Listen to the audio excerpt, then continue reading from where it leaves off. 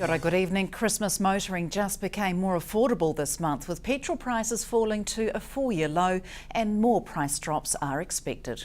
Z cut petrol prices another 2 cents yesterday as national prices fell to $1.96 per litre for 91 octane and $1.28 for diesel, marking the lowest price since December 2010. AA Petrol Watch said current importer margins are suggesting petrol will fall another 2 to 3 cents and diesel 4 cents to bring them into line with average margins this year. Southland's rural town prices have fallen, with Wyndham dropping just below $2 per litre overnight and Te Anau currently sitting at $2.03. The Invercargill City Council has recommended the application to build a McDonald's restaurant in South City be rejected on technical grounds. ICC said in a report effects of building the restaurant on the South City site were more than minor, particularly focusing on the restaurant's street signage, despite no submitters raising the issue. 13 submissions were received for the application, expressing concerns such as an increase in rubbish, odour, traffic noise and a loss of privacy in the area. A public hearing for the application gets underway tomorrow at 9 a.m. before an independent hearing commissioner in council chambers. 126 voters nationwide who appear to have voted more than once in the 2014 general election have been referred to police by the Electoral Commission.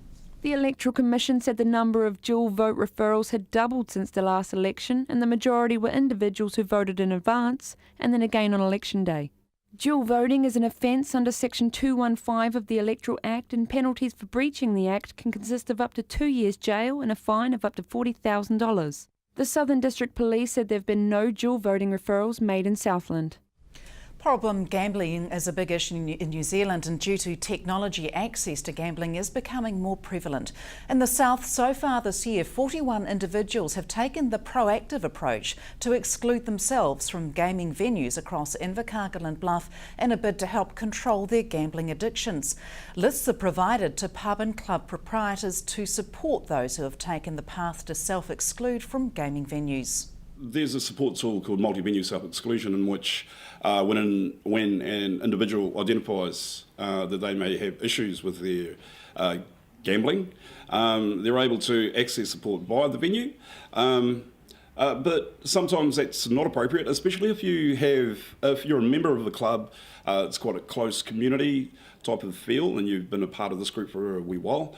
The Ngā Kite Mātauranga Pounamu offer the application process to be guided through the application process here, so there's a degree of anonymity, it's confidential, and we can support the person in that process. Exactly the same multi-venue self-exclusion type of order you'd get in a venue, but we can guide you through the process here at Ngā Kite. What sort of indicators are there that perhaps somebody might have a gambling problem? Oh right, yeah, there's a range, there's a raft, but some key indicators are a self-assessment of your own problem gambling types of behaviour. It could be, while the kids are at school, are we spending a lot of time down at the gaming venues?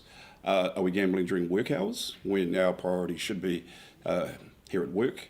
Are we telling fibs or lies to the whānau about how much we've actually spent in gambling, or where we've been, or where we're going to? So some of those things are triggers where we can ask ourselves, am I doing this because perhaps my gambling behaviour is getting out of hand?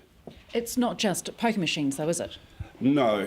There's obviously TAB, lotto, scratchies as well. There's a range of gambling options, if you like, but I think it's really important, and especially as whānau, that we can identify some of the things that happen to people that are close to us too, where there's a change in their behaviour. So it's really important that we as a community also identify and play our role in contributing to making sure that we have positive communities, harm minimisation in regard to gambling, because it's becoming a really big issue.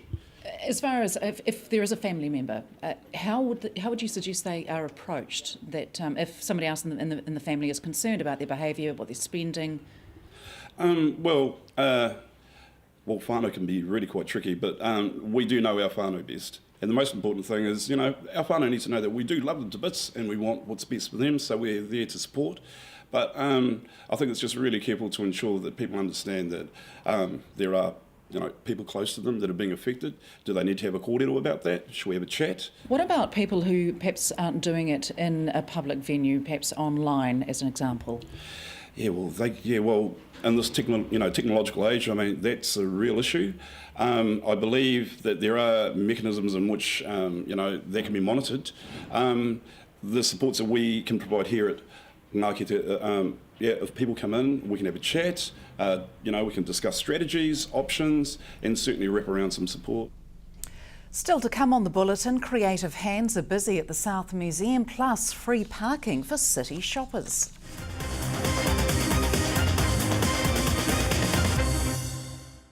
Welcome back. Invercargill City Council is sharing the spirit of goodwill this Christmas season by offering free parking on what's expected to be some of the city's busiest shopping days. Parking meters in the city will not be operating from Christmas Day until Monday the 5th of January.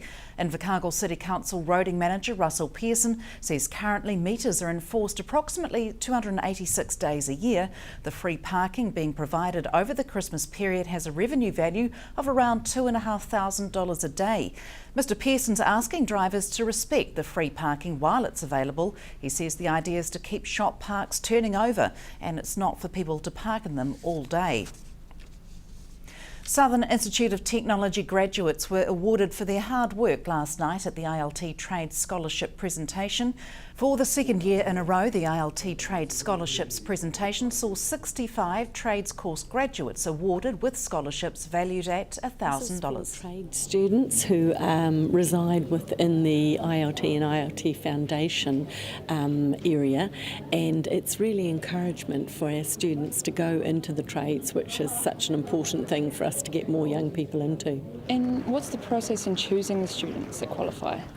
The students have to successfully complete their qualifications, so they're all doing pre-employment trades qualifications, and they have to complete them, and they have to also be within that residential zone. The scholarship is $1,000 and they can spend it as they like because the ILT recognises that they have spent money already on equipment and books and their own studies, and so rather than giving the scholarship at the start of their year, the ILT quite sensibly waits until they have completed, and then upon successful completion they get a $1,000 scholarship.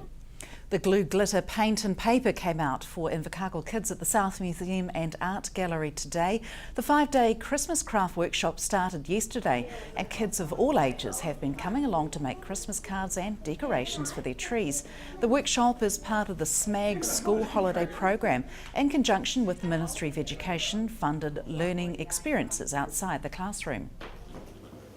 We ran this exact same workshop 2 years ago. So it was just very popular, so we thought we'd do it again. We like to run lots of Christmas programs throughout the holidays, so we've got quite a lot going on out in the museum, Christmas hunts and colouring competitions and things like that, so this is just an extension of that. So we've got a Christmas cracker hunt where children can follow some clues and go around and search for the Christmas crackers we've got hidden around the museum.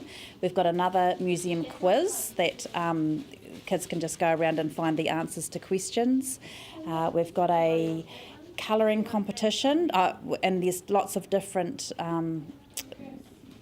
designs that the children can choose from. And we've also got a Spruce Our Roof competition, which is the pyramid. It's an outline of the pyramid of the museum, and we've just said to the kids, imagine that we could spruce it up. So what design would you put on? So some sort of Christmassy or summer holiday themed design for the roof of the museum. I'm making an angel.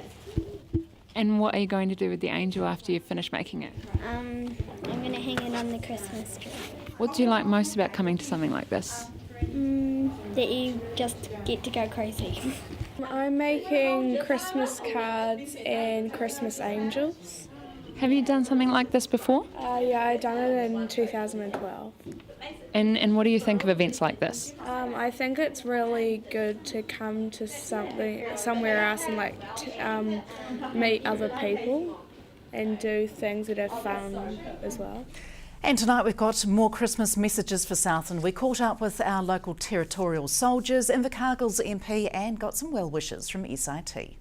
Hey, 2014's been a busy year for the Invercargill part of the 2-4 Battalion, with a lot of changes come about over the last year, and obviously we're looking forward to a bigger new year 2015 with commemorations for the Anzac, and also looking to grow the unit down here in Invercargill, so anybody keen to come down. I'd also like to wish all of Southland a very Merry Christmas and a Happy New Year, and be safe out there. Hi there, Invercargill electorate. Thank you so much for your support over the 2014 campaign. I really appreciate you supporting me, and I look forward to representing you well in the upcoming years as your local MP. I just want to take the time to wish you all a very Merry Christmas and a happy and safe New Year. Enjoy the time with your families, and please take the time also to think of those less fortunate than yourselves. Perhaps pay a trip down to the Salvation Army or Women's Refuge or any one of those other fantastic charitable organisations that do some great work out there in the community. Lend them a hand, give them your support, but please, at the end of the day, enjoy your time with family. Merry Christmas. Hi, on behalf of everyone at SIT, I'd like to thank our local community for working with us and supporting us throughout 2014. It's been a really busy year for us, and we've achieved a lot with our student numbers, and we hope that 2015 is going to be just as exciting and enjoyable, and again hope we have your support. So all the very best for a great Christmas, an enjoyable and safe time with family and friends. Tom's along with sport after the weather next. From the news team, good night.